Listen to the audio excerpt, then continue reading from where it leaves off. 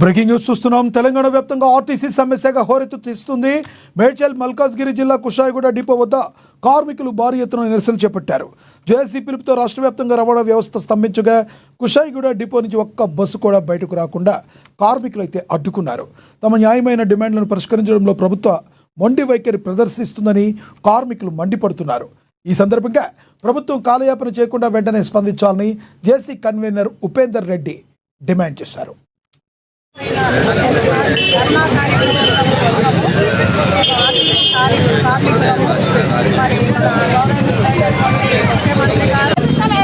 వాళ్ళకు ఉచితం ఇచ్చినా అని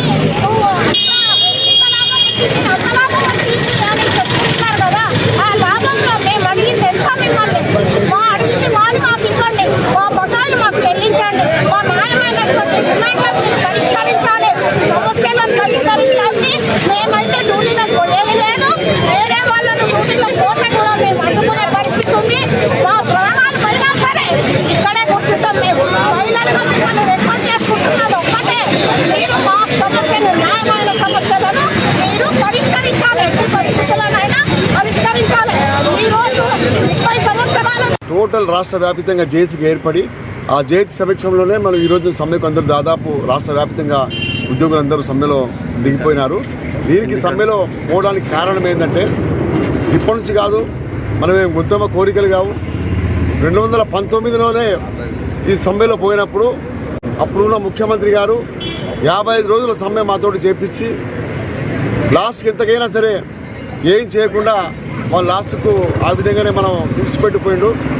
చివరి రోజులో చివరి నెలలో ప్రభుత్వం విలీనం కలుపుతామని టోటల్గా శాసనసభ ఆమోదము, చట్టసభలో ఆమోదం అయిన తర్వాత గవర్నమెంట్లో గెజిట్ కూడా అయింది, కానీ ఎలక్షన్ ముందర ఉన్నందుకు అది అపాయింటెడ్ కాలేక వాళ్ళు వెళ్ళిపోయినారు.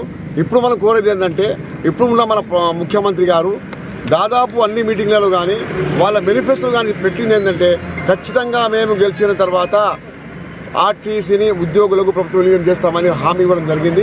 మేనిఫెస్టో పెట్టడం కూడా జరిగింది. తర్వాత మీకున్న పిఆర్సీ ఏదైతే ఉందో 21, 25 కూడా మనం బరాబర్ ఇస్తాము, తర్వాత మీ యూనియన్లకు కూడా పునరుద్ధరిస్తామని చెప్పడం జరిగింది. అయినా కూడా 2.5 సంవత్సరాలు అయింది. ఇంకోటి సంవత్సరం కంటే ముందు కూడా మనం సమ్మెకపోతే అప్పుడు మన ట్రాన్స్పోర్ట్ మినిస్టర్ గారు పిలిపించి, అయ్యా ఇప్పుడు పాకిస్తాన్ యుద్ధం ఉన్నది, మీరు ఒకవేళ ఇప్పుడు సమ్మెలో పోతే దేశ ద్రోహులు అవుతారని చెప్పారు. కానీ దేశం గురించి పోరాడే మొదటి వ్యక్తి ఎవరంటే సోల్జర్ లాగా అది ఆర్టీసీ ఉద్యోగే. ఆర్టీసీ వాళ్ళు ప్రజాసేవ అంటే అది దేశ సేవనే.